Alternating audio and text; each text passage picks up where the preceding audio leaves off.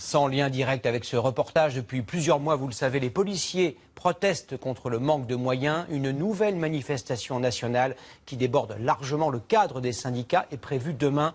Annie Bazard et Régis Rouanet ont enquêté sur ce que certains fonctionnaires de police appellent la grande misère des commissariats. Regardez.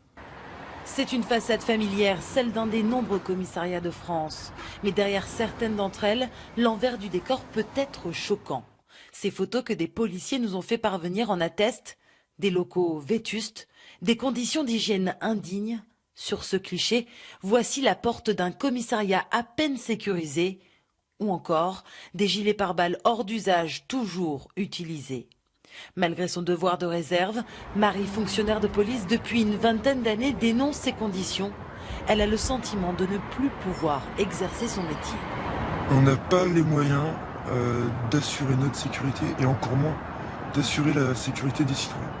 Une sécurité négligée au quotidien à bord des véhicules de police souvent dégradés et non remplacés faute de budget. Pas plus tard que cette nuit, sur l'Essonne, la catastrophe a été évitée de justesse parce que les câbles de frein ont lâché sur une voiture. Une voiture qui a pratiquement 200 000 km. Même constat à Boulogne-Billancourt. Nous n'avons pas été autorisés à filmer ces locaux vieux de 70 ans. Mais à notre demande, un policier nous a fourni cette vidéo qui date de la semaine dernière et qui confirme ce rapport. En 2009 déjà, le contrôleur des lieux de privation dénonçait des conditions de travail insupportables ou une odeur nauséabonde qui nécessite des travaux, je cite, sur le champ.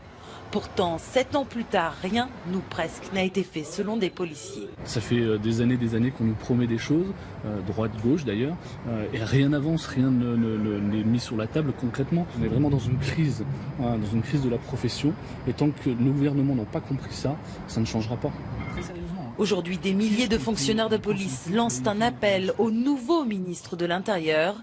L'enveloppe de 250 millions d'euros promise par Bernard Cazeneuve fin octobre n'a pas suffi à les rassurer.